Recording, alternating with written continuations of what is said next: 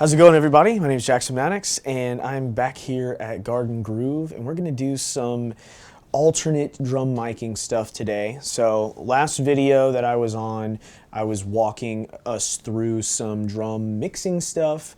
It was all kind of basic stuff. You know, we were going over kick, snare, the toms, overheads, you know, very much kind of your most basic drum microphones. But on this episode of whatever we're doing here, I just thought I wanted to do some stuff that was gonna expand your ability to record drums and maybe get some more unique sounds. Not all of these placements are really super wacky or crazy. They're pretty common as well. We were just working on an 8-channel system. We're still on an 8-channel system. So it's sort of a way of, you could watch the last video and see what an 8 microphone setup in its most basic form is, or you can look at this video and see some of the other techniques that we're doing and incorporate them. And if you're willing to sacrifice a channel or you have extra channels, you can bring some of this stuff into it. So I think I'm gonna go through all the different mics individually one by one to explain what they're doing, and then we will do some shootouts and you can kind of hear what each of these things is accomplishing.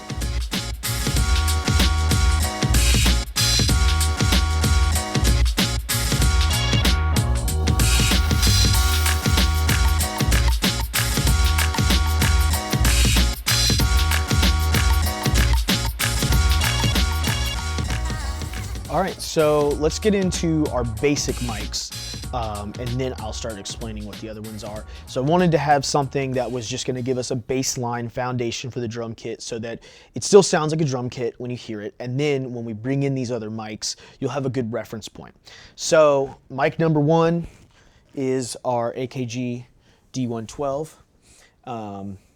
Very basic placement, is just right on the hole of the kick drum. Nothing fancy going on there, but we're just going to have that for the kick. Now we're going to go over here. We've got a snare mic, SM57, the classic, just pointed towards the center of the snare drum, and that's going to give us our snare. No snare bottom, but I will get to the other side snare placement that we have. We've got our overheads. I have them spaced equidistant, about 42 inches, both from the snare. And there's something that I do with these overheads, especially with pencil condensers, because they're so accurate and they're so laser focused on what they're pointed at. Something I like to do that I think helps with the stereo spread is you take each microphone, you make it equidistant to the snare, but you point it faced down at the tom that it corresponds to. And what that's going to do is it's going to pick up a lot more of the attack of the tom while also keeping the snare drum centered. That is something I thought of at some point when I was trying to get some drum sounds and I was just having a hard time. The snare was pulling to one side and I wasn't getting enough spread on the toms, and I spent like 3 hours trying to devise a way to get the most out of my overheads. So that's just a little tidbit that I figured out, and everyone I've shown it to has been blown away by it. So I figured I might as well go around and keep telling people and give myself credit, of course. So first alternate mic that we've got is snare side mic right here. So this microphone is going to be picking up the side of our snare. It's about 3-4 inches back from the shell, and where this placement comes from, I'm sure a lot of artists through the years have experimented with this placement. For me, where I get it from is Kevin Parker of Tim Impala. So it's pretty widely known these days, because it's all over the internet, that he used a side mic on the snare instead of a snare bottom mic. And what this kind of does is it picks up more of the character of the snare drum itself. You're getting a little bit of attack that's, you know, just coming off the air being pushed off the shell, and then you are still hearing some rattle, but it's a little bit less rattly than a snare bottom mic, and it's not quite as punchy as a snare top. So it kind of makes for an interesting placement that gives you a little bit of both. So we're going to blend that in later, and you'll be able to get an idea of what that sort of adds to the snare drum sound.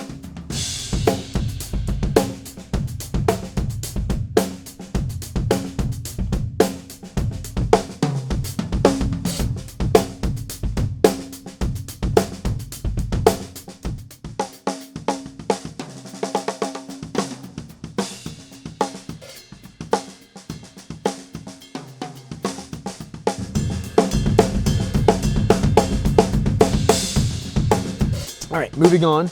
Our next microphone is a mono room mic. So room mics are the next most common thing if outside of, you know, your regular kick, snare, toms, overheads. The next microphone that you're gonna hear about and see in most setups is gonna be a room mic of some sort. So I have two options here that we're gonna hear both of. We've got a mono one and we have a stereo pair, which I'll explain in a second. The mono room mic is a Warm Audio 251 knockoff, or clone, I should say, 251 style tube condenser mic. So it's going to be very hi-fi. It's going to have a lot of top-end sheen to it, and it's going to give us a good picture of just the kit in the room. And that's what we want with a room mic. It's in the name. We want to just hear how the kit sounds, because that's how we hear a drum kit when we're standing in the room or we're at a live show.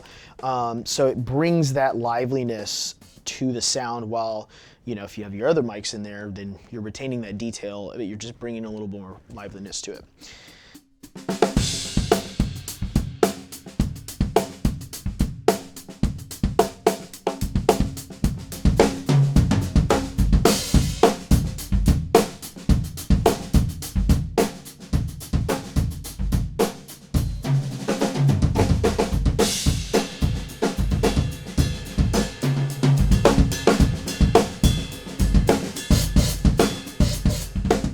Now, our stereo pair is, this is a really cool stereo pair of microphones. It is by a company that doesn't have a name, really. It's a guy that builds them in his garage in Russia. And they're called Russian ribbon mics. And I'm not sure right now if you can actually still get them. You can definitely go on Reverb or eBay and look up Russian ribbon microphones, and they look like lightsabers. They're super cool, and they are very affordable as well. So they might still be out there. I don't know if he's still making them or not, but that's what we're using. And so I've got these set about 80 inches away from the snare, equidistant. That is not a magic number. That is just, I kind of eyeballed it, thought about how far away I could put them in the room, just based on the size of the room. And then I started to adjust so that they were equidistant. So again, wanting to keep that snare centered in that stereo image, so that we are not getting too much pull to one side or the other and getting things sounding a little bit wonky.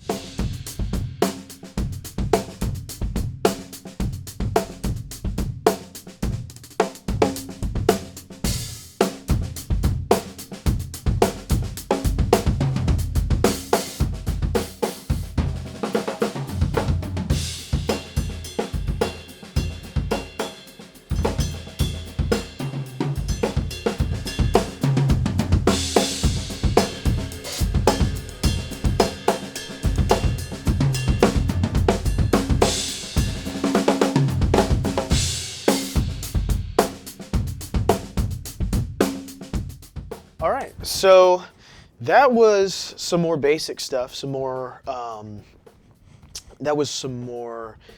common alternate placements that you might see.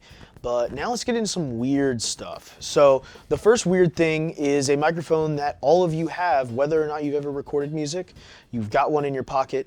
It's an iPhone, or maybe you have an Android. I think those things can record sound too, but this one has an app on it that is called Voice Memos, and we're going to use Voice Memos to record our drum set here today. I'm going to set this up like a room mic, and what I'm going to do is, this is going to be the tricky part. I'm going to hit record on this at the same time that I hit record on that, so they are synced up, and then we have to export the sound from here, drop it into Pro Tools, and line it up. So it'll be a little bit tedious, but it's going to give us kind of a neat, blown out, digital distortion kind of sound, I think. Certainly this microphone is not going to be able to cleanly handle the sound of a drum kit, so we'll see what it does to it.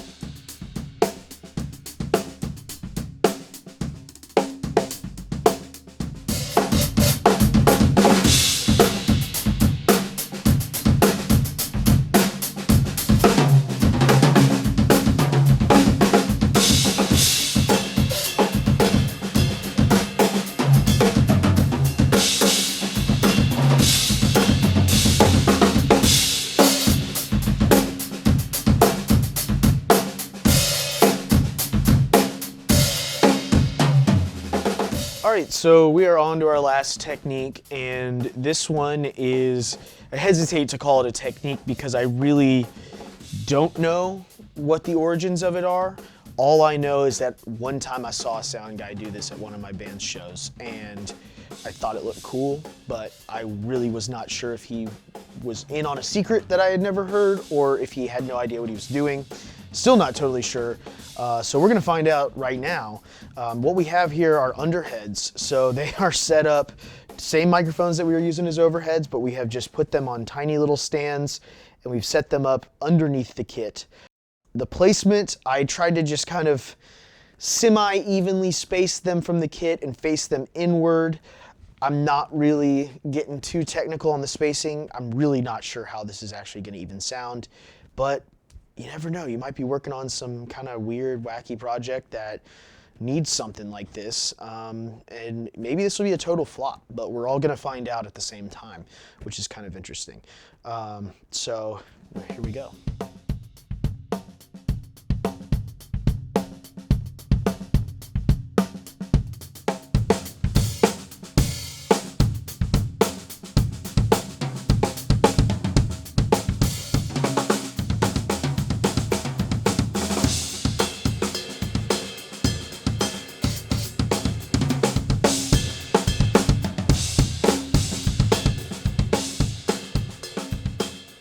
All right, well, that is about 5 different ways that you can make use of microphones at your house or in your next studio session. We really hope that you got some inspiration out of that. Maybe you got some ideas and have maybe some things that weren't exactly covered in here that were sparked by some of the things that we did here that you might want to try. So hopefully you got something out of this video and you've got something that you can take in to your next project. And yeah, that's all from me and Taylor. But thanks for watching, and go make some records.